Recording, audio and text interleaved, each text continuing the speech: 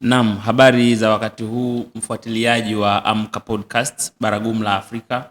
Leo tarehe 9 Januari mwaka 2026 tupo katika kujadili uvamizi wa Marekani kwa nchi ya Venezuela ambao ulifanyika mapema Januari 3 mwaka 2026 kwa vikosi mbalimbali vya Marekani kwenda kuvamia nchi ya Venezuela na kumchukua kinguvu, kumteka nyara.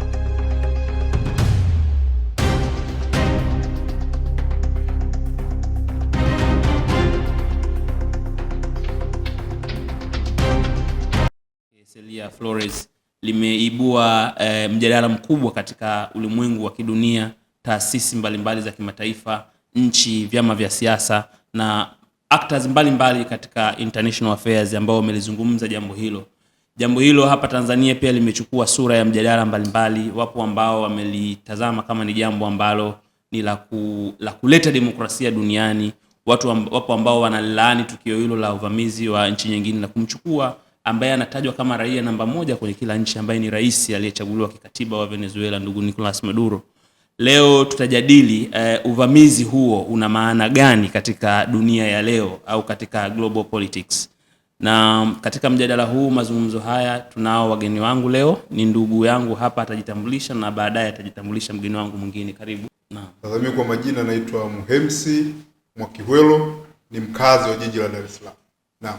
Asante sana ndugu Muhemsi, karibu. Asante sana ndugu mtangazaji.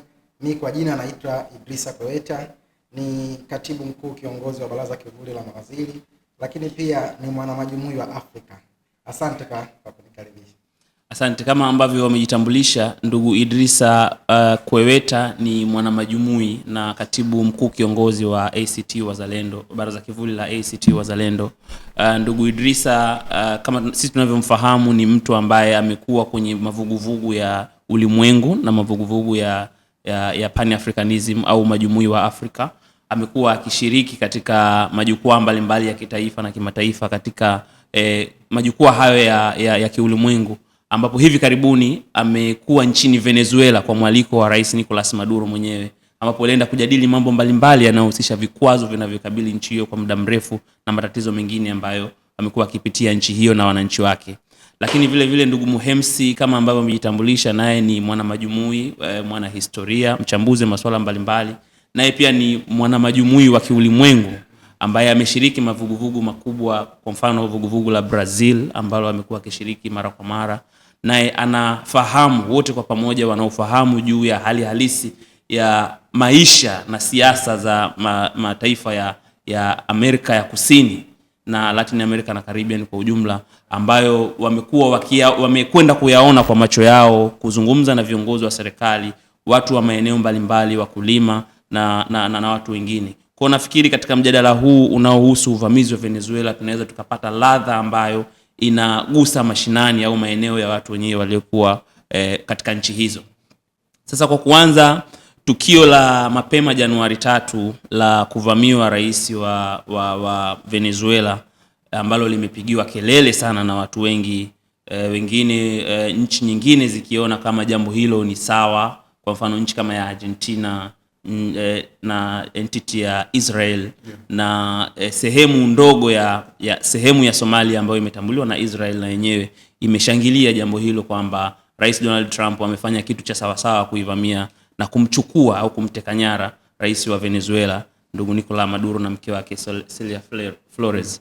Lakini zipo nchi ambazo zimelaani kitendo hicho, nchi za Ulaya, nchi za Asia na nchi za Latin America ambazo zimelaani, kama Brazil imelaani vikali tukio hilo, nchi kama Uchina, Urusi, Cuba imelaani matukio hayo, na nchi nyingine hapa kwetu Afrika. Nchi ambazo zimelaani tukio hilo la uvamizi wa rais wa Venezuela ni nchi kama South Africa, Ghana, Burkina Faso, na watu mmoja ambao wamelaani, ndugu Miguna ambaye ni mwanasiasa na mwanaharakati wa nchini Kenya, ambaye sasa hivi nafikiri yuko ghaibuni. Lakini kwa vyama vya siasa, chama kama Economic Freedom Fighters, na wenyewe tumeona, na ni taasisi nyingine kama Pan African Today, tumeona wametoa matamko ya kulaani matukio ya namna hiyo. Jumuiya ya Afrika au Umoja wa Afrika AU walitoa tamko tarehe 3 ile. Jumuiya ECOWAS na yenyewe ilitoa tamko. Sasa katika taswira hiyo, mawazo mseto ya namna hiyo ya kutekwa au kuvamiwa kijeshi kwa nchi nyingine na nchi nyingine na kuchukuliwa rais, jambo hili lina maana gani katika siasa ya kimataifa, ndugu Mhemsi? Naam, mimi nakushukuru kwa umezungumza maelezo mengi sana, lakini kuhusu maana ya tukio lenyewe la tarehe 3 Januari, kwa maana ya Marekani kuivamia nchi ya Venezuela na kumteka rais wake, kimsingi kuna ulazimisha ulimwengu kujadili si tabia ya serikali ama kiongozi wa serikali ya Venezuela, isipokuwa unalazimisha mjadala kuwa, je, ni sahihi kwa nchi moja mwanachama wa Umoja wa Mataifa kuilazimisha ama kuamua mustakabali wa nchi nyingine kwa namna yoyote, ikiwemo uvamizi wa kijeshi, msukosuko wa kiuchumi, ama namna nyingine yoyote ikiwepo adhabu za jumla, kama ambavyo mkataba wa Geneva wa mwaka 1979 unakataza. Huo ndio mjadala ulioko. Yaani kile kitendo hakitufanyi sisi kuanza kujadili hiyo sifa, tabia za kiongozi. Mjadala unakaa, je, ni haki kwa taifa moja kufanya hivyo dhidi ya taifa nyingine? Sasa mkataba wa Umoja wa Mataifa ibara ya 2 unazuia matendo hayo. Kwa hiyo kwa nukta hiyo peke yake inatuonesha ya kwamba Marekani inaturejesha tena katika siasa za ubeberu ambazo kwa miaka ya karibuni zilikuwa zimepakwa mafuta. Yaani mtindo wa utekelezaji wake kwa umepakwa mafuta. Unaturudisha mwaka 1823 ambapo rais wa Marekani ana nadharia yake inaitwa Monroe Doctrine, ambayo inasema itakuwa ni haki ya Marekani peke yake kuamua ni nani ana ushawishi katika upande wa magharibi ya ulimwengu. Sasa kauli hizo zinaonekana katika vinywa vya viongozi wa Marekani kwa sasa zikijaribu kuhalalisha kitendo walichokifanya dhidi ya Venezuela. Kwa sasa kama ni hivyo, kama mjadala ni huo na sheria za kimataifa, mkataba wa Umoja wa Mataifa kwa ibara namba 2 kwa maana ya hiyo UN charter ibara namba 2, lakini pia hiyo Geneva Convention inazuia hiyo. Maana yake ni kwamba madai yote yanayotolewa na serikali ya Marekani yanakosa uhalali, kwa sababu madai yote yanayotolewa na serikali ya Marekani si kazi ya Marekani kushughulika nayo, isipokuwa kazi ya watu wa Venezuela kushughulika nayo. Sasa baadaye unaweza kupata nafasi kuzungumza madai hayo ni yapi, lakini madai makubwa yamekuwa ni mawili, swala la demokrasia lakini pia swala la biashara. Kwa mtazamo wangu ni kwamba matukio ya tarehe 3 yanaturejesha kwenye siasa za ubabe, ambapo mwenye nguvu anakuwa sahihi kwa sababu ana nguvu na sio anakuwa sahihi kwa sababu ya uhalali wa kisheria ama nini. Mpaka sasa nchi ya Venezuela hakuna mahala popote katika jumuiya ya kimataifa iliposhtakiwa kwa kukiuka chochote ama hata Rais Maduro kufanya hizo biashara, isipokuwa hawa waliomkamata ndio wanaomtuhumu kwa masuala. Kwa hiyo ndio maana yangu kwa tarehe 3. Lakini kikubwa zaidi kwa mtazamo wangu kinachotokea ni mapambano ya kitabaka katika ngazi ya ulimwengu, kwamba tabaka la wachache wenye nguvu katika ulimwengu wanakuonesha kwamba wanaweza kufanya wanavyotaka, na hata kama itamaanisha kukiuka sheria za kimataifa, mikataba ya kimataifa na chochote. Kwa hiyo ni mapambano ya wavujijasho ulimwengu dhidi ya mabepari wachache wa ulimwengu kupitia makampuni yenye nguvu ambayo yanaweza kuisukuma hata serikali ya Marekani kufanya maamuzi ambayo imefanya usiku wa kuamkia tarehe 3 ya mwezi Januari. Sawa ndugu Idrisa, si mara ya kwanza kwa taifa la Marekani kuvamia nchi nyingine. Mfano wa mwaka 89 Marekani rais alivamia nchi ya Panama na kumchukua rais Noriega kwa makosa hayo ya narco terrorism na kupeleka katika mahakama za Marekani kwa ajili ya na nafikiri alifungwa. Ndio. Je, katika miaka ya karibuni, matukio ya miaka ya karibuni ambayo ni muendelezo wa ambacho kilikuwa kikifanyika kwa Marekani kama alivyosema ndugu Mhemsi, kupitia hiyo imani ya Monroe Doctrine ya kwamba wao wana maamuzi ya nani anaweza kufanya nini, wewe kwa upande wako matukio haya unayazungumzaje ya uvamizi wa mara kwa mara? Asante sana. Kwanza mimi naitazama shambulio la tarehe 3 Januari mwaka huu kwamba ni mwendelezo wa Marekani kukiuka mikataba na sheria za kimataifa, jambo la kwanza. Lakini pia ni kwa level ya kidunia, hii ni tishio la kiusalama wa kidunia. Na tumeona tangu Rais Trump ameingia madarakani, ili tunaweza tukalihesabu kama tukio la 4. Kwa hiyo sio jambo la bahati mbaya, ni jambo lilopangwa la maksudi. Pengine unaweza ukalihusianisha na kile kinachotafsirika kwamba ni dhamira ya kuifanya Marekani iwe na nguvu nguvu zaidi katika historia ya kiulimwengu. Kwa hiyo jambo la kwanza ni hilo, linatafsirika kama tishio la kiusalama la kidunia. Na inadhihirisha wazi kwamba tayari vyombo vya kimataifa vinaonekana havina meno na wala havina nguvu yoyote dhidi ya watu wenye nguvu kama Marekani. Kwa sababu tamko la Katibu Mkuu wa Umoja wa Mataifa halina maana yoyote kutokana na uzito wa tukio lenyewe jinsi lilivyo.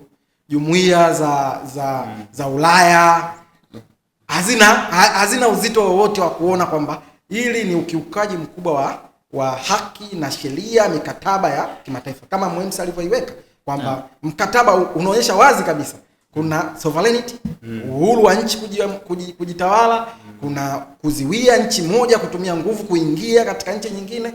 Tumeona wazi kwamba lile ni shambulio la kijeshi, limetumia kupitia njia ya anga, limemteka rais wa nchi moja, halafu inaenda kumshtaki katika mahakama za ndani. Ni dharau kiasi gani unamchukua rais unaenda kumshtaki katika mahakama ya ndani. Na kama MOEMS alivyoiweka kwamba hii hapa sasa watu ijadiliwe tukio lenyewe ni nini kilichotokea, yani kwa maana ya iwe kiitikadi, iwe kimaadili, iwe kwa mantiki yoyote ile, kwamba sasa kuanza kujadili aliyetekwa alikuwa amevaa shati la kijani au amekuwa na namna hii. Huo ni uvivu wa kulichukulia jambo hili. Pengine mimi naitazama kama ni kushinda kwa propaganda za kimagharibi. Yes.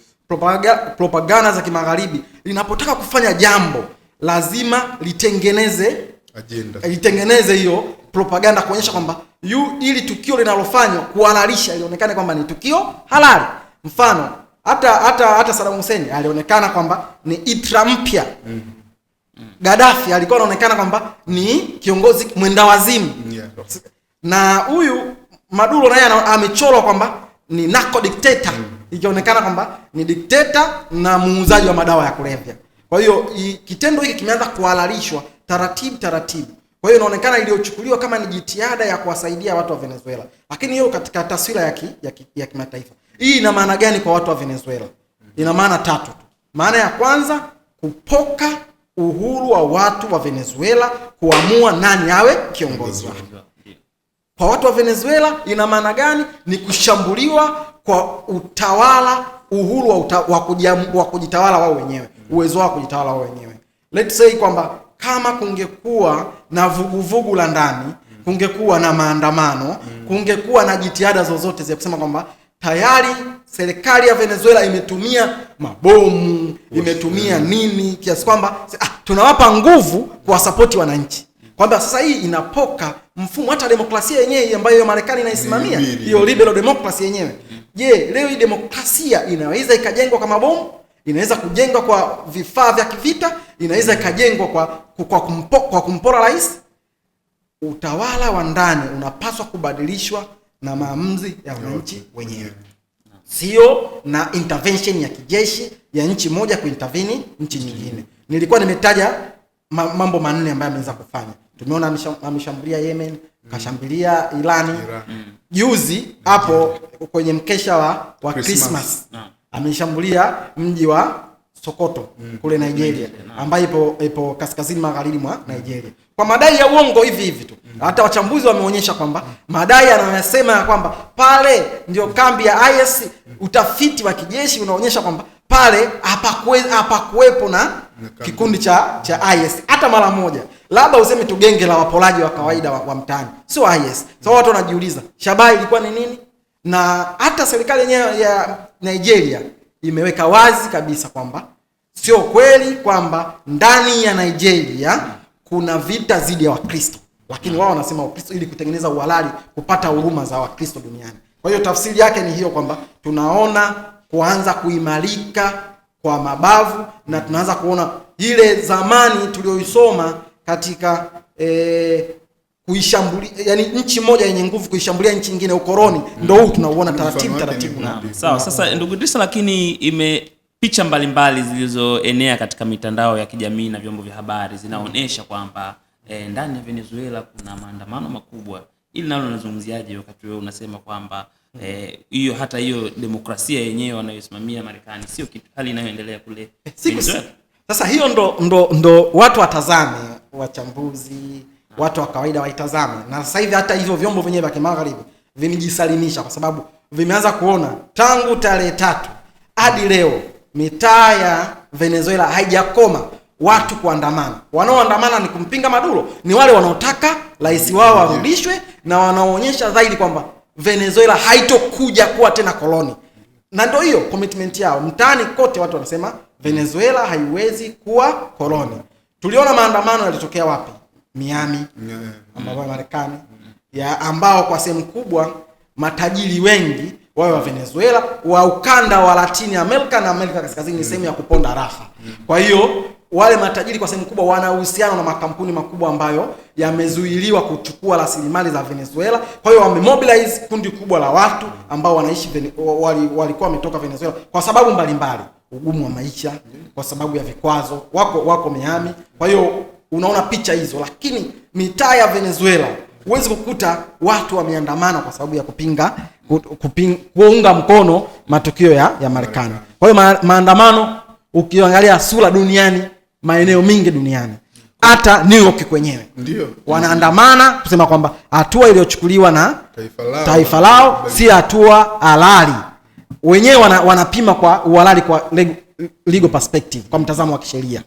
Kwa mfano tumeona Senate imezuia, imefanya maamuzi juzi jana, imezuia Marekani isishambulie tena Venezuela.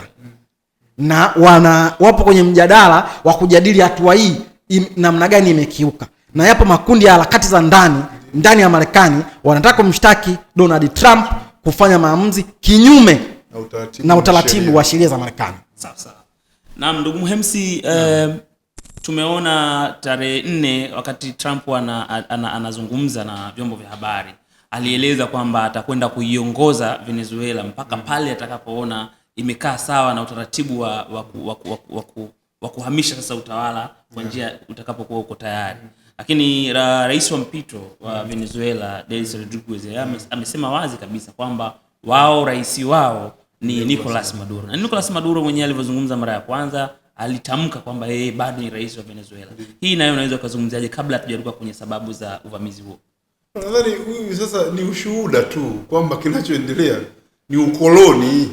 Kama ambavyo watu walitoka huko wakasema wanakwenda kuwastaarabisha wa Afrika, ndivyo Trump anazungumza hivyo mpaka atakapoona yeye inafaa. Sio mpaka ambapo wa Venezuela wataona inafaa, hapana. Kwa hiyo msingi ni huo, kwa maana ya kwamba, na leo nimeona mahala fulani katika mitandao anazungumza Trump kwamba sheria za kimataifa hazina maana yoyote. Kwa sasa hapa maana yake inazidi kutupa sisi watu wa ulimwengu kwamba jamani, hebu tuachane na huo makelele ya kwamba demokrasia, tuachane na makelele ya habari ya dawa za kulevya. Trump yeye hafichi, anazungumza habari za mafuta, kila mara anazungumza habari za mafuta. Kwa maana yake hapa anatupa sisi huo ujumbe kwamba jamani, mimi ninataka hiki na nitafanya hiki hata kama nyinyi hamtaki. Kwa sasa tuondoke kwenye ule ubishani wa habari ya demokrasia, tuondoke kwenye ubishani wa habari ya dawa za kulevya, ambapo pia kuna ufafanuzi. Si kwamba hakuna ufafanuzi katika hayo madai na hizo tuhuma, upo ufafanuzi, lakini tu anatuthibitisha kwamba sasa hii ni kwamba this is our show. Why is this our show? It's because we are mighty. Unanielewa?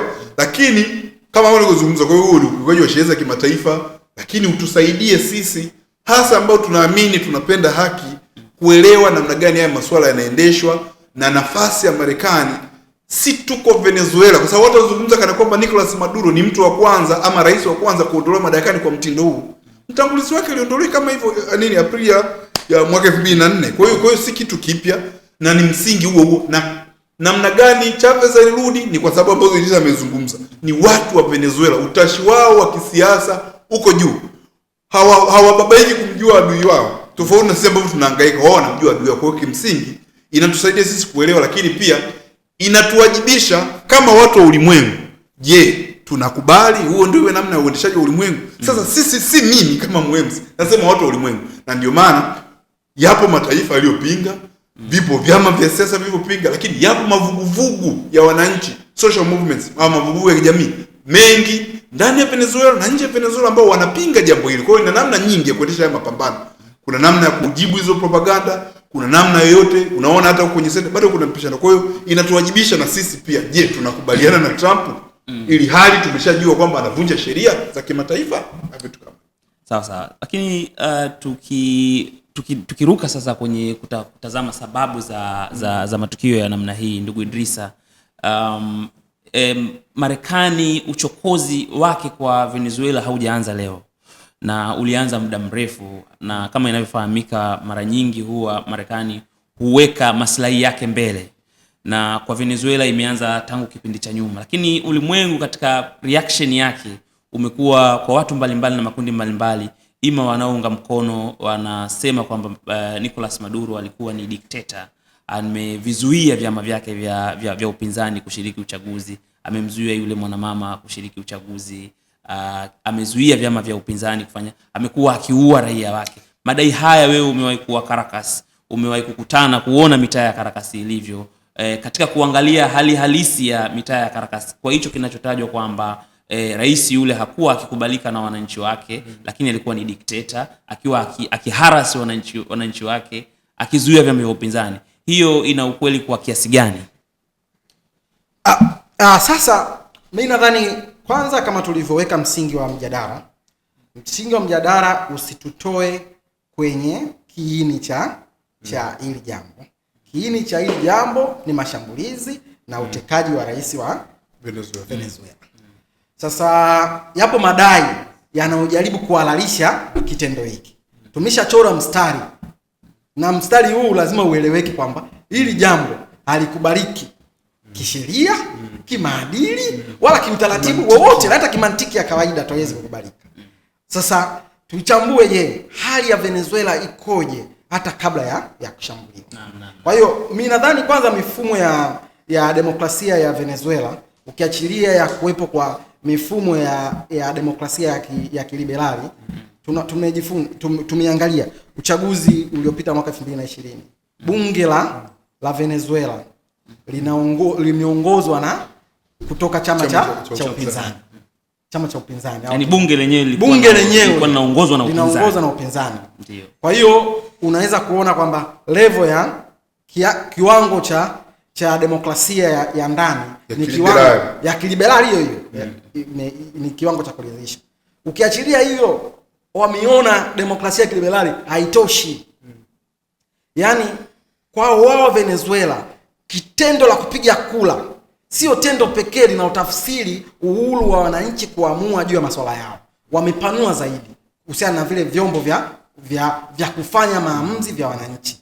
Kama unaweza kuona kuna commune mwaka 2009 wametunga zile sheria, kuna zile commune ambazo katika level ya kijiji, sio kama ile mikutano ya kijiji yetu sisi. Ndugu Idrisa, hebu fafanua vizuri kuhusu commune kwanza kabla ya kwenda mbele zaidi.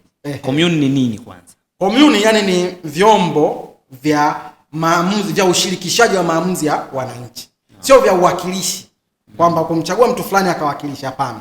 Ni vyombo vinavyofanya maamuzi shirikishi juu ya mambo fulani ya wananchi wanaoamua. Mfano, hapa tuna shida ya maji, tuna shida ya barabara, tuna shida ya nyumba za wafanyakazi, tuna shida ya elimu. Je, tunataka kufanya nini sasa hivi? Wananchi wanaamua. Eneo letu la kipaumbele hapa ni maji na daraja na kitu fulani. Kwa hiyo serikali kuu wajibu wake ni kuleta fedha kwa ajili ya kutekeleza maamuzi yaliyoamuliwa na wananchi. Sio kwamba wamtume mbunge akawasemee kwamba sio wanafanya vile kwamba bwana katusemea haya, hapana. Wao wameshaamua, kisha fedha inapokuja inatekelezwa kwa mujibu wa maamuzi ya wananchi wanaisimamia wao wenyewe. Kwa hiyo haiji kama mvua kwamba maagizo hayaji kutoka juu. Wao wanaanzisha wenyewe. Maagizo yanaanzia chini, yanaenda juu. Na ndio maana kama watu wangekuwa wafuatiliaji wazuri, wananchi wa Venezuela wanashirikishwa katika kila jambo wanaliamua. Yaani wanashirikishwa katika kila jambo wanaliamua. Kwa hiyo hivi vyombo vinaenda tu kusaidia kuweka sheria, kuweka mgawanyo wa bajeti na mambo mengine. Lakini ushirikishwaji upo wa hali ya juu unaweza kusema kuliko nchi yoyote katika hizo zinazotekeleza demokrasia ya kiliberali duniani. Yaani kuliko unaweza kwa kuilinganisha. Sasa hii na ndio maana unaweza kuona juzi baada ya chokochoko za Marekani walipoanza kuweka mitambo yao kule Trinidad, visiwa vya Trinidad, rais ambaye hakubaliki ndani akaamua kufanyaje? Kugawa silaha kwa wananchi. Akasema mapinduzi ya Bolivia. Mapinduzi ya Bolivia sio mapinduzi ya Hugo, sio mapinduzi ya Maduro, sio mapinduzi ya Rodriguez. Ni mapinduzi ya wana Venezuela wenyewe. Kwa hiyo wakagawa silaha watu waweze kujilinda zile mapinduzi. Wananchi walipewa silaha na serikali. Wanazo hadi sasa hivi. Kwa msaya karakasi wananchi wana silaha. Wananchi wanapita mtaani. Na baadhi ya vyombo havijaripoti vizuri. Hata huyu General Meja ambaye anaonekana ndio mkuu wa usalama wa rais ameanza kupata mashambulizi kuanzia mtaani. Amesema kwamba wewe ndio uliomuuza Maduro. Kwa sasa ulinzi wa mapinduzi ya Venezuela inaanza na wana Venezuela wenyewe mtaani. Ambao sio askari, wananchi wa kawaida, raia. Sasa chukulia wewe hapa ndani ya nchi yetu hii. Kwamba yangefanyika maamuzi ya namna hii. Kwanza kumiliki silaha ni shida. Rais afanye maamuzi, agawe silaha hivi. Unafikiri ingekwaje? Kama wasingeuana wenyewe kwa wenyewe, wangewashambulia viongozi fulani ambao wanawaona kabisa hawa hawako pamoja na sisi. Kwa hiyo kama Maduro angekuwa amechorwa hivyo, na naongezea kwa mwisho zaidi. Mimi nimeenda Venezuela, katika mambo yaliyonistaajabisha. Compact ya wananchi na raia iko kubwa sana. Wananchi na viongozi. Yaani iko kubwa sana kiasi kwamba kumgundua huyu waziri inapata shida sana. Mimi nimeenda, unamkuta waziri ndo ananunua machungwa, anagawa kwa wageni, labda wageni wa sisi tulikuwa international delegates pale, tumnagaiwa na waziri. Baadaye naenda kukutana naye, huyu ndo waziri wa mambo ya nje. Nilikuwa nashangaa, waziri anakoswa na gari. Yaani anapita barabarani anakatisha katika zebra, anakoswa na gari kwa sababu kabeba mfuko mmoja huko wa machungwa, ingine maembe, sio ndizi, anatembea bila wasiwasi. Sasa just imagine mtu ambaye serikali ambayo ya kidikteta inaochukiwa inaweza ikatembea kiasi hicho. Maduro unaenda kumkuta pale yuko anachanganyika kiwango cha kuchanganyika na raia wa kawaida. Washikaji wale wa mtaani ni kikubwa tofauti na ile. Sio kwenye kipindi cha kampeni, ni kipindi cha maisha ya kawaida. Na huyo waziri anafanya wajibu huo. Sio kipindi cha kampeni, ni kipindi cha maisha ya kawaida. Kwa hiyo ni hiyo tunachosema kwamba namna compact walivyoitengeneza, mifumo yao demokrasia walivyoitengeneza ni tofauti ya demokrasia ya kiliberali ambayo sisi tunaipima kwamba mwananchi anachagua miaka 5 yaani mara moja kwa ndani ya miaka 5. Sawa. Hapa kwetu watu viongozi wanasema kama mmenichoka, subirini basi nimalize miaka yangu 5. Mkinichoka mtachagua mwingine mnayemtaka baada ya miaka 5. Lakini hata viongozi wetu tulikuwa tukizungumza, mwenyekiti wa serikali ya mtaa akikaa, mwenyekiti wa serikali ni lazima utamjua namna anavyojifutua, anavyosema na vitu vingine vya namna hiyo. Lakini na ukikaa anaweza kama hujamjua anaweza kuzo hivi, unajua mimi ni nani? Unajua mimi ni nani? Sio kama umekaa hapo unajua unaongea na nani? Mimi ni mwenyekiti. Na ni mwenyekiti wa mtaa. Sasa lakini unaona Nicolas Maduro hata katika katikati ya shinikizo katika mitaa ya Caracas, katikati ya wananchi anatokea, anajaribu kujibu baadhi ya tuhuma na masuala ambayo yamekuwa yakizungumzwa na Rais Donald Trump katikati ya wananchi, jambo ambalo leo katika nchi zetu hizi ukisikia tishio kidogo, rais hawezi kutoka hata kwa umma kwa sababu umma hawamimi. Kwa hiyo inawezekana kabisa kama unavyosema ndugu Idrisa, ni propaganda kuonesha kwamba labda Rais Nicolas Maduro hakubaliki pale Venezuela. Ndugu Muhemsi, ni propaganda inayotokana kwanza, ni ukweli lazima tuweke Ni propaganda, lakini sio kwamba ni propaganda tupu. Kwamba sio kwamba Maduro hana maadui ndani ya Venezuela. Kama ilivyo kwenye matabaka mengine, kuna watu ambao wanataka kunufaika na rasilimali za ndani ya Venezuela. Wawe wanasiasa, wawe wafanyabiashara, wawe watu wa makampuni. Kwa hiyo ndani, yani uadui wa ndani upo mkubwa, lakini ni segment ya vibwenyenye uchwala ambavyo vina engineer. Ndio maana unakuta haipokelewi na mass, haipokelewi na umma mkubwa. Kwa hiyo nataka niweke hapa kwamba tusichore picha kana kwamba Maduro ana adui ndani. Sio kweli, na sio kama hana upinzani ndani. Na ndio maana kama tulivyosema, hata baadhi ya vyama vya upinzani vimezidi kupata ushawishi pia katika bunge na hata nje, kwa sababu mbalimbali hizo za vikwazo. Kwamba usidhani kwamba hao hivyo vikwazo kila mtu vinamfurahisha. Vikwazo, unakuta mimi natembea mtaani pale, unakuta ndizi inauzwa $1. Ndizi hiyo inauzwa $1 mtaani. Kwa hiyo hivi ni vitu hivyo, vikwazo ni strategy iliyofanyika tangu 2001, tangu kipindi cha Hugo Chavez hadi sasa hivi. Kwa hiyo nitaka niweke hiyo sawa, kwamba isionekane kwamba kama Maduro ni ndani yuko safi kabisa. Sawa ndugu Mhemsi, tukirudi kwako, kuna tangu kupitishwa kwa organic law, hydrocarbon law mwaka 2001, ambayo nafikiri ilianza kufanya kazi mwaka 2006. Imeonekana kumekuwa na shida kubwa kwa nchi ya Venezuela kutoka Marekani, ambazo zimekuwa wakipitia ndugu Hugo Chavez, ambapo hapo sasa nataka tuzungumze kwa undani swala la mafuta yanahusiana vipi na mchakato huu wa uvamizi wa Marekani. Na hiyo ni kitu muhimu sana, na wakati mwingine ukilielewa hili inaweza kusaidia kuelewa haya yote, kwa sababu hizi ni dalili. Ila ugonjwa wenyewe ni uchumi. Na tunavyozungumza uchumi, Venezuela ndio nchi iliyothibitika kuwa na hazina kubwa ya mafuta, zaidi ya mapipa trilioni 3 na kuendelea. Yaani wana bilioni 3. Trilioni mapipa zaidi ya trilioni 3. Umeona? Lakini kama ilivyo katika maeneo mengi ulimwenguni, waliogundua mafuta kwa maana wenye teknolojia, exploration, ilikuwa ni makampuni makubwa mwanzoni mwa karne ya 20. Kwa hiyo mpaka kufikia miaka ya 1940 hapa, katika historia ulimwenguni kuna makampuni 7 tu makubwa ya mafuta, hasa katika karne ya 20. Mengine haya yamekuja tu. Sasa makampuni makubwa yalikuwa yakifanya utafiti, kuchimba, kusafisha maana refinery na kutransport. Ilikuwa cha kwanza kuna hilo Mobil Texaco, ni la Kimarekani, si ndio? Ili Royal Dutch Shell la Uingereza na Uholanzi, unanielewa? Na hawa ambao Standard Oil, umeona, ambao baadaye ndio Chevron na vitu vingine. Lakini sasa mwaka 1943 kulikuwa kuna wimbi duniani la mataifa kuanza kuona kwamba hii rasilimali hatunufaiki nayo. Ndio unaona huko Iran miaka ya 50, Saudi Arabia wao wametaifisha miaka ya 80, lakini Mexico mwaka 1938 wametaifisha mafuta. Kwa hawa wa Venezuela mara ya kwanza kutaifisha mafuta ni mwaka 1943. Hapa Hugo Chavez hajazaliwa. Kwa hiyo wanaanza kukwambia Hugo Chavez ndio alitaifisha. Hapa si kweli.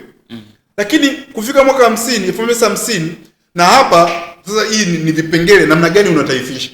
Kufika hapa utaifishaji ulifikia kwenye ngazi ya kwamba eneo ni concession, kwamba nyinyi mnapewa haki ya kumiliki mlichokichimba. Kabla ya hapo mafuta yaliyokuwepo chini ya ardhi ya Venezuela yalikuwa ni haya makampuni matatu. Umenielewa? Yaani ile sovereign, uhuru, kwamba haya mafuta ni ya nani? Wanasema haya mafuta ni ya Texaco, haya mafuta ni ya Mobil, haya mafuta ni ya Exxon Shell. Sio Exxon Mobil, Royal Dutch Shell. Umenielewa?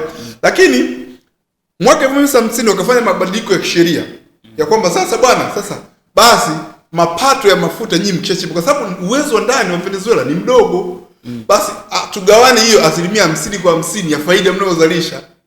Hiyo una deepen nationalization.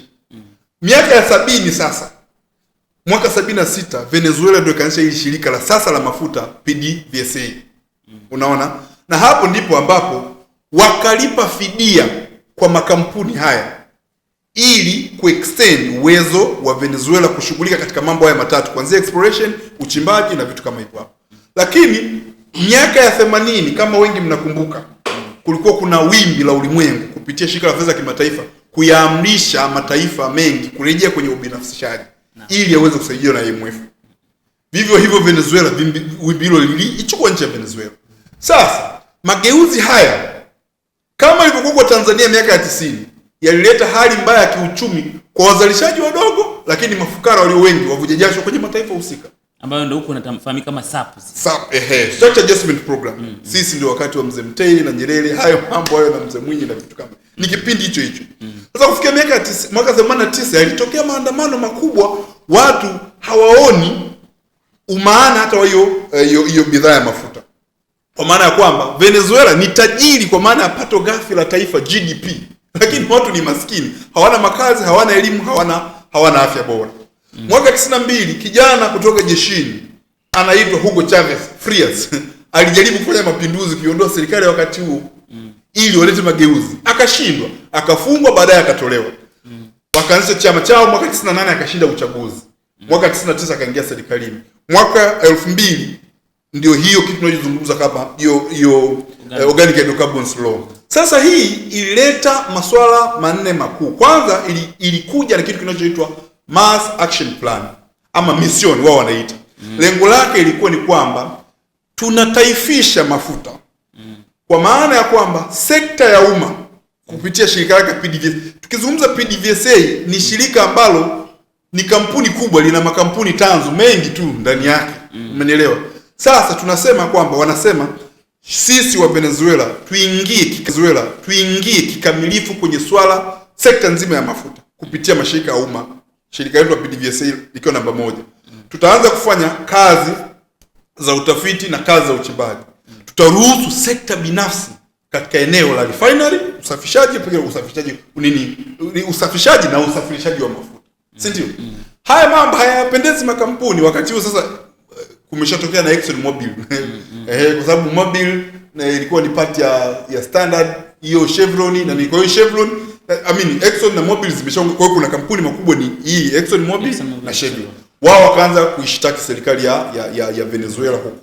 Lakini lengo la sala Venezuela katika hii ni kwamba mapato yanayotokana na serikali yafanye mambo makubwa manne. Jambo la kwanza, wahakikishe afya ya msingi kwa watu wote wa Venezuela.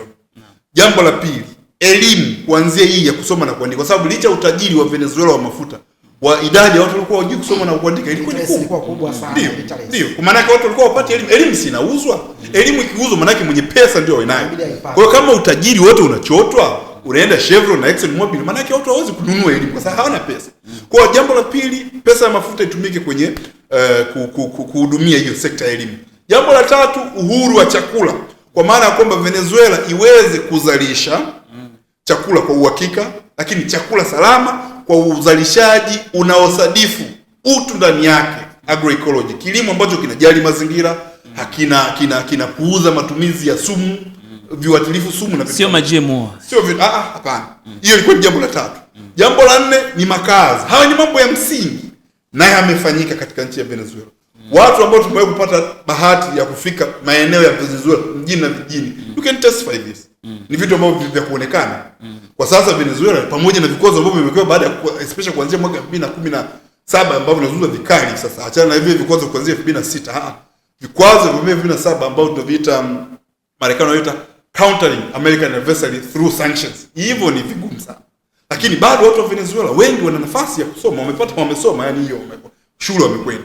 Sasa haya ni mambo ambayo hayawapendezi hawa wakubwa wa haya makampuni. Sasa haya makampuni ni yana nguvu, si makampuni kama kampuni la kuuza viatu Kariakoo.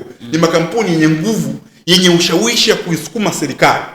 Kwa hiyo jambo la kwanza ilikuwa ni kushtaki huko. Lakini jambo la pili, mwaka 2002 mwezi Aprili yalitengenezwa mapinduzi ya kumuondoa Hugo Chavez madarakani. Akishirikiana na baadhi ya viongozi wa jeshi, lakini pia na vinavyoitwa vyama vya upinzani. Na tuzungumze, watu wanazungumza hakuna uhuru wa kujieleza. Wakati huo katika nchi ya Venezuela, television ya taifa au ya serikali ni moja, televisheni kubwa zilikuwa zaidi ya 10 wakati huo. Kwa maana yake ni kwamba hata uhuru wa vyombo vya habari ulikuwa. Venezuela ni nchi ambayo ni ya kidemokrasia kwa viwango vya kiliberali, kwa maana viwango vya Marekani na viwango vya ndani. Inawazidi hata wa Marekani kwa sababu demokrasia ndani ya Marekani ni wenye nguvu makampuni, sio watu. Kwa hiyo sasa haya mageuzi yanapelekea jaribio la mapinduzi. Si ndio? Jaribio ambalo linazimwa kwa nguvu ya wananchi ambao leo mnaambiwa hawaipendi serikali. Wao ndio wanaenda kulinda mapinduzi. Anaingia madarakani, anafanya mageuzi kuanzia mwaka 2006. Sasa ndio rasmi kitu ambacho tunaita vita mseto, hybrid warfare dhidi ya Venezuela inaanza kutekelezwa. Jambo la kwanza, wanashughulikia hii sarafu yako. Mpaka leo kutoka 2013 mathalan mpaka leo sarafu ya Venezuela imeshuka kwa 90%. Maana yake ni kwamba kama mwaka 2013 shilingi ya Venezuela ilikuwa shilingi moja ya Venezuela ni sawa na shilingi moja ya Marekani, mfano nikitumia kama shilingi, si ndio? Leo shilingi moja ya Marekani ni sawa na shilingi 90 za Venezuela. Umeelewa eh? Kwa hiyo hiyo jambo unashughulikiwa. Hii maana yake ni kwamba mfumuko wa bei unakuwa mkubwa sana. Mfumuko wa bei unapokuwa mkubwa maana yake ni kwamba watu hata mshahara haupandi kwa sababu mfumuko wa bei umekuwa mkubwa. Kwa hiyo kama ulikuwa una 100,000, mshahara wako usimbaki huo. Ila viatu vyako unanunua shilingi 5,000, labda utanunua shilingi 50,000 mathalan. Si ndio? Hii inawakasisha. Jambo la pili kwenye hii hybrid warfare, si ndio? Kwa makusudi inatengenezwa uadimu wa bidhaa muhimu kwenye nchi. Hiyo ndio vikwazo vya kibiashara. Tatu, vikwazo vya sekta ya fedha. Venezuela imeondolewa kwenye mifumo ya SWIFT, mfumo wa taarifa messaging ya kwamba fedha hii kufanya hiyo miamala ya kitaifa, yani unapataje taarifa kama nimefanya mama? Haipo. Si ndio? 4, eneo la nikurudishe pale kwanza kwenye unapowekewa kikwazo cha kuingiza baadhi ya bidhaa. Na ndio maana unakuta hata kuna baadhi ya bidhaa za zinabidi zitumike kwenye mafuta. Ndio. Zimepigwa marufuku. Ndio. Baadhi kufika Venezuela. Ndio. Ambapo unakuta mitambo ndio na sehemu za kuhifadhia ambazo zinahitaji kufanyiwa renovation na nini, ukarabati wa mara kwa mara inashindwa kufanyika. Na ndio hii baadaye inaenda kuonekana kwamba kunakuwa na miundombinu chakavu ya mafuta na vitu vingine. Sasa wanatengeneza uhalali wa kuonyesha kwamba ni internal failures, ni kushindwa kwa ndani kwa serikali. Wakati huo tayari unaziwiwa wewe usiingize bidhaa fulani ambazo ni muhimu kwa consumption yako wewe na watu wako kwa ajili ya kujiendeleza kama taifa. Kwa hiyo nataka niongezee hapo kwenye hiyo mchoro unaochorwa wa kuanza kutengeneza lawama za ndani ama kuonekana kushindwa kwa ndani taratibu kwa kuweza kuweka vikwazo hivi.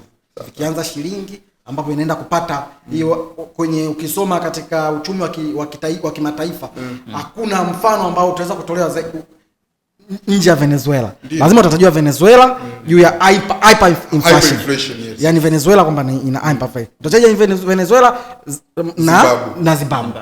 Lakini hawataji ni nani amesababisha hivi. Kwamba taasisi za kimataifa za kifedha zina nguvu kubwa juu ya kuamua mustakabali huo kuliko nchi za ndani. Kwa hiyo nataka niongezee hilo jambo. Na ni sahihi jinsi umezungumza kwa sababu the ultimate goal, yani lengo la mwisho ni kwamba unaposema kwamba mfumo unaongoza nchi ya Venezuela chini ya Nicolas Maduro umeshindwa, unakuja unasema hamuoni mfumuko wa bei, hamuoni wameshindwa uzalishaji. Unaona bwana, hamuoni hata dawa watu wanakufa, hamuoni chakula hakuna. Unaelewa? Kwa hiyo ndio, lakini hizo ni moja. Lakini kingine pia kwenye sekta ya habari tunahangaika huko mitandaoni wakati mwingine kujibu hoja, lakini msingi wa hizo hoja ni wapi? Watu hawaijui Venezuela. Watu wamejulishwa Venezuela na Marekani. Watu wamejulishwa Venezuela na Marekani kupitia CNN, BBC. Kazi ya BBC, Fox News.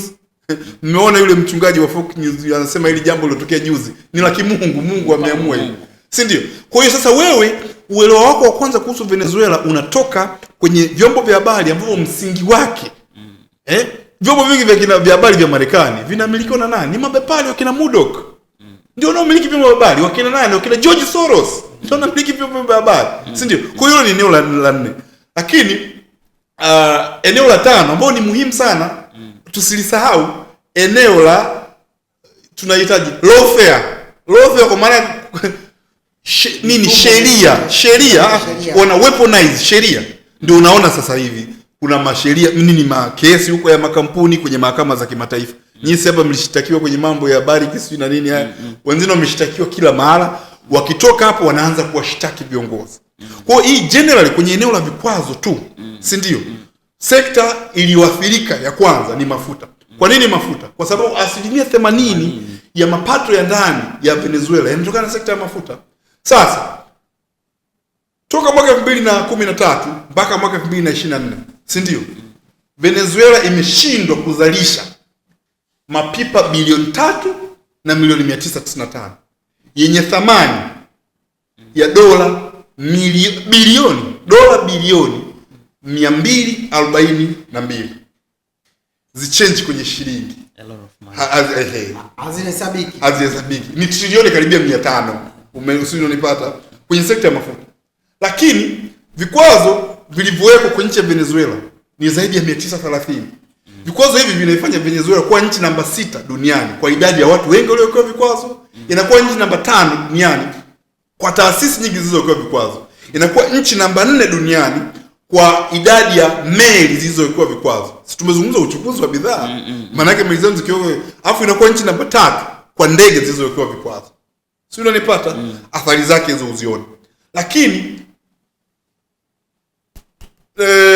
tunasema kwani kama imewekwa kwenye kitenga hivi. Imewekwa kwenye tenga, yani imekatazwa usiuze na usinunue. Hasara ya jumla ya sekta zote ni zaidi ya dola bilioni 632 kwa miaka hii 10. Dola bilioni 632 zingekuwa na thamani gani kwenye kuboresha hiyo huduma ya afya, kwenye kupunguza umaskini? Kwa hiyo janga la Venezuela ni janga lililotengenezwa si kwa bahati mbaya. Na sekta ya kwanza iliyominywa ni sekta ya mafuta, kwa sababu pale ndio yaliomo ya. Nchi inayoongoza kwa kuwekea vikwazo Venezuela ya kwanza ni Marekani. Si ndio? Mali za Venezuela zizo nyang'anywa sasa. Achana na vikwazo vya mafuta. Zizo nyang'anywa. Kwa maana ya hazina ya dhahabu. Unaona? Faransa ukona. Meli zilizokamatwa. Sio kuna meli zinakamatwa. Zimekamatwa kwa Uswisi, sijui Canada. Nchi zinazoongoza kwa kuwekea vikwazo ya kwanza Marekani, ya pili Uswisi, ya tatu Canada. Umeelewa? Mali zake ni kati ya dola bilioni 24 mpaka bilioni 32. Mali zilizokamatwa kwa maana meli ziko confiscated. Zile dhahabu kwa Uingereza, si ndio? Kwa sababu maana yake huu utajiri wote ndio ambao mapinduzi ya kibolivari chini ya Rais Hugo Chavez yaliyoendeshwa na Rais Maduro umepangwa kwa ajili ya kunufaisha wananchi wake, lakini hautumiki kwa makusudi, kwa hoja za kwamba hakuna demokrasia. Demokrasia ipo kwa sababu mwisho wa demokrasia ni kwa ajili ya kuboresha kutegemeza maisha ya binadamu. Naam. Umeeleza vizuri hapo juu ya dhana ya utajiri wa Venezuela na namna ambavyo umezuiwa katika kuendeleza wananchi wake kupitia njia mbalimbali za vikwazo. Lakini wakati dunia inaendelea kupiga kelele kwamba ni demokrasia na udikteta, Trump mwenyewe anasemaje, ndugu Idrisa, kuhusiana na uvamizi? Na tunaieleza hii kwamba kwanza ni propaganda ambayo hata Marekani wenyewe haizungumzi kuhusiana na masuala ya demokrasia. Hata kwa kumulika kwa tochi. Sababu za kwanza zilizoelezwa wazi ni kuhusiana na narco-terrorism. Ugaidi wa usafirishaji wa dawa za ambayo tutaizungumza kwa kina. Ambayo itafafanuliwa. Imeelezwa hilo kwamba bwana huyu anasaidia kuingiza dawa za kulevya katika nchi ya Marekani. Kwa hiyo wao wanatafsiri kwamba shambulio la usalama wa wananchi wa Marekani kwa kuingiza dawa za kulevya. Na jambo ambalo halijathibitika popote pale. Halijathibitika popote pale. Kwa hiyo na Donald Trump mara kwa mara tangu ameanzisha hii, ukiangalia Twitter yake ama serikali yake inaeleza wazi kabisa. Mara kwanza kaanza sema tutaiongoza Venezuela mpaka pale tutapompata mtu atakayelinda maslahi yetu. Kwa hiyo sasa anasema, je, maslahi yetu sio watu wa Venezuela, maslahi ya Marekani. Maslahi ya Marekani ni yapi? Sasa vyombo vya habari na baadhi ya wafuatiliaji, washabiki wakeleketwa na wanazi, hawataki kuhoji kusema kwamba maslahi yetu haya ni yapi? Mwemsi ameiweka vizuri kwamba hizo kampuni za Exxon Mobil, hizo kampuni na Chevron namna gani zimepoteza uwekezaji wao ndani ya Venezuela, ama zimepoteza namna gani ya kulimbikiza faida kupitia mafuta ya Venezuela. Kwa hiyo na wapo wapinzani ndani ya ama watu ndani ya Marekani wameichora hiyo vizuri, kama Kamala Harris ameieleza vizuri kwamba hapa sio swala la demokrasia wala sio ukatili wa Maduro. Swala hapo ni mafuta. Mafuta kwa taifa la Marekani na mafuta kwa Donald Trump mwenyewe binafsi. Kwa sababu silka ama instinct ya Donald Trump ya kibiashara haijakufa baada ya kuingia ikulu Marekani. Kwamba Donald Trump ni mfanyabiashara na upo uhusiano wa karibu ya yeye na jumuiya ya wafanyabiashara wa Marekani. Ipo uhusiano wa karibu. Kwa hiyo anachonga njia ya yeye kuwapa washikaji zake mazingira ya faida, namna gani watavuna faida. Lakini upo uhusiano, unaona kama kina Elon Musk wamejitokeza wazi kushabikia hili jambo. Kabisa. Elon Musk anasema anataka kutoa msaada msaada wa internet kwa mwezi mmoja. Kuanzia mwezi huu mpaka Februari. Ni kama vile ameona kama watu wa Venezuela wana shida ya internet. Ya bando. Wana shida ya bando. Unaona? Kwa hiyo tunaona kwamba swala sio demokrasia. Na MC ameiweka vizuri kwamba vita hii imeelezwa vizuri kipropaganda, imechukua hatua kwa hatua. Leo watu wanaofuatilia Venezuela, sio hatusemi kwamba watu wote wafike Venezuela, ila vyombo taarifa hizi wanazitoa wapi? Juu ya udhaifu, kushindwa, ukatili, kutokujali kwa serikali ya Venezuela. Wanatoa wapi? Wanatoa Fox, wanatoa Washington Post, wanatoa kwa wanazuoni ambao wanalipwa na makampuni na jumuiya mzima ya mashirika ya kimataifa ya kifedha. Kwa hiyo itikadi kwamba zana ya kwanza ni zana ya kiitikadi ambayo inayobebwa na vyombo vya habari, taaluma na mambo mengine. Sasa hivi ukisoma vyuo vikuu, mfano watautolea, ukisoma tu uchumi wa kibwenyenye huu, hizi courses, mfano wataotolewa ni Venezuela ama Zimbabwe juu ya makosa unayofanya utakayofanya. Watashambulia nini? Kwamba sekta ya umma haina uwezo wa kuendesha hivyo. Watakutolea mfano wa hiyo baadhi ya maeneo ya Venezuela na mambo mengine. Kwa hiyo namna mnavyofundishwa chuoni ama shuleni, mchukie uwezo wa serikali kuwekeza na kutumia rasilimali kwa ajili ya kuendeleza watu wake. Ili mradi serikali ionekane inafanya vizuri. Iwabebe, iwapalilie, iwape watu binafsi sekta nyeti za kuendesha juu ya masuala mbalimbali. Kwa hiyo swala sio demokrasia, swala sio kuongeza uhuru wa watu wa Venezuela kuamua, ni jambo la utajiri wa Venezuela, na utajiri wa Venezuela unamnufaisha nani na kwa ajili ya nini?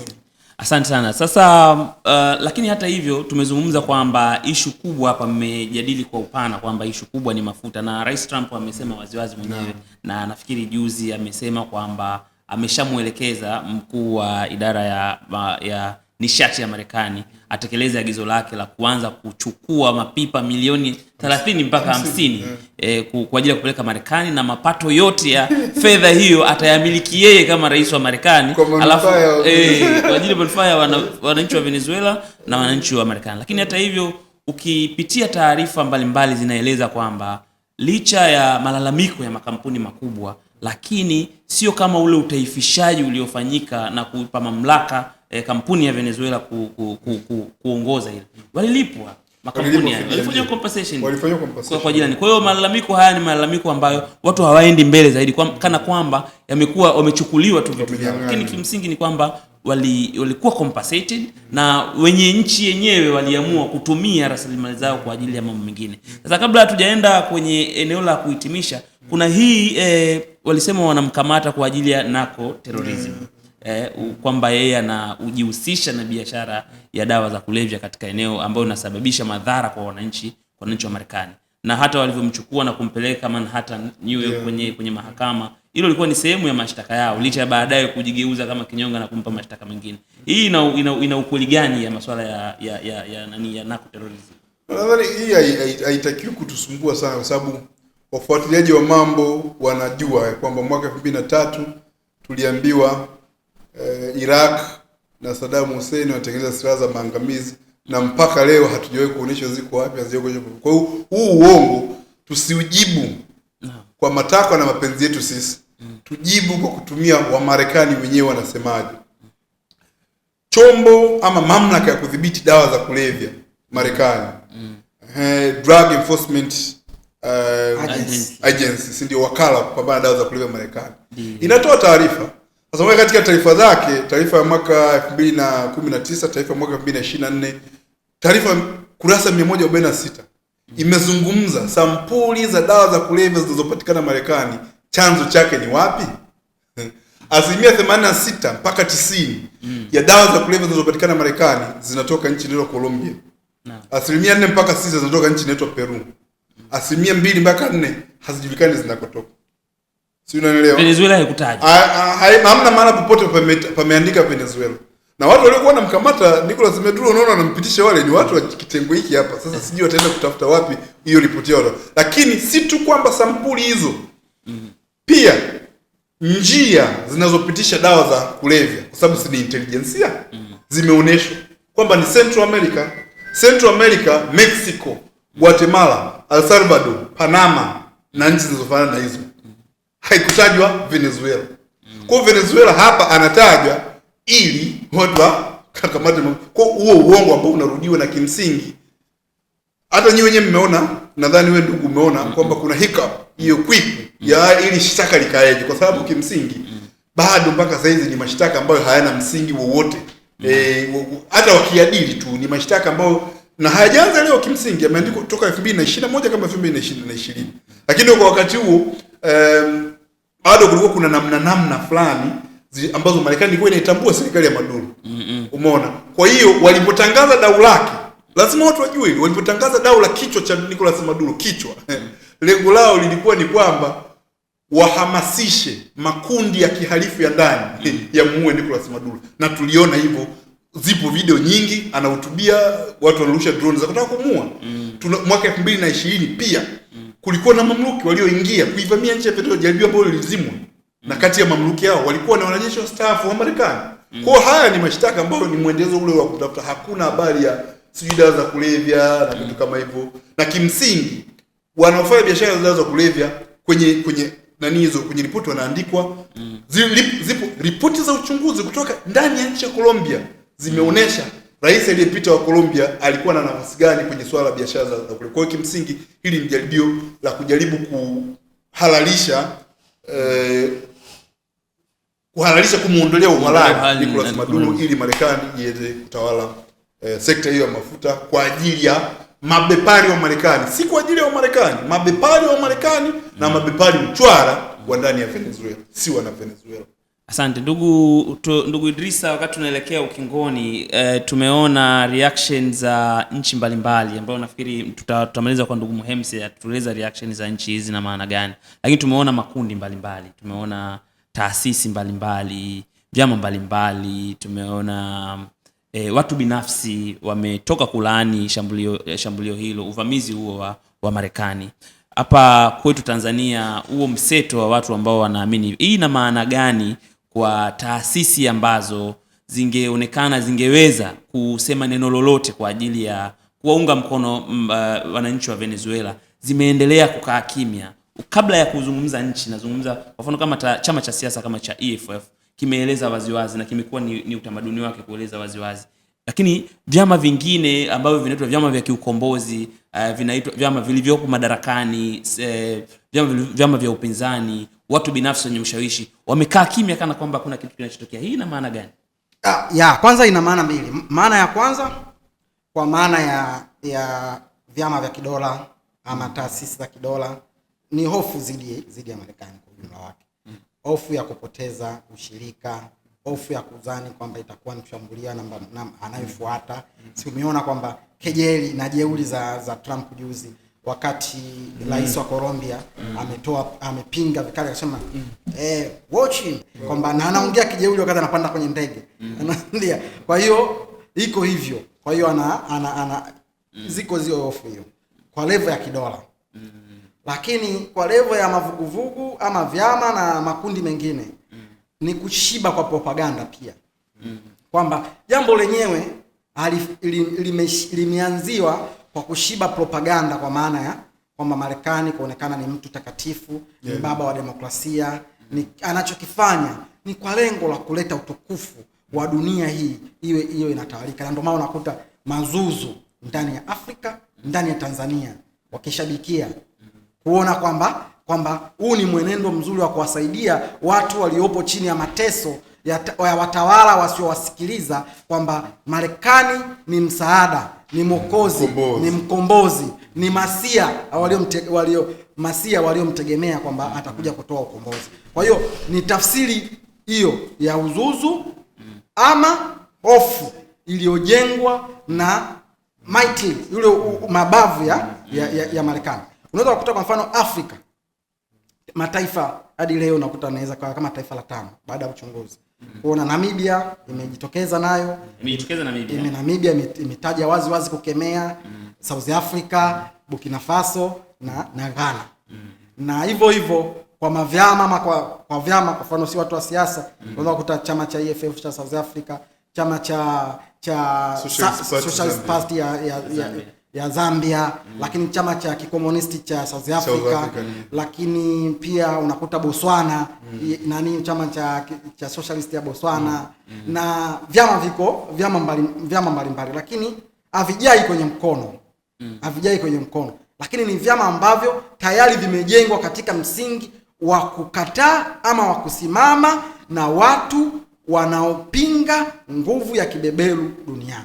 Ubeberu sio mbuzi. Yaani ubeberu namna ile ya nchi moja inapotaka kuitawala nchi nyingine, iwe kimabavu, iwe kiushawishi wowote ule.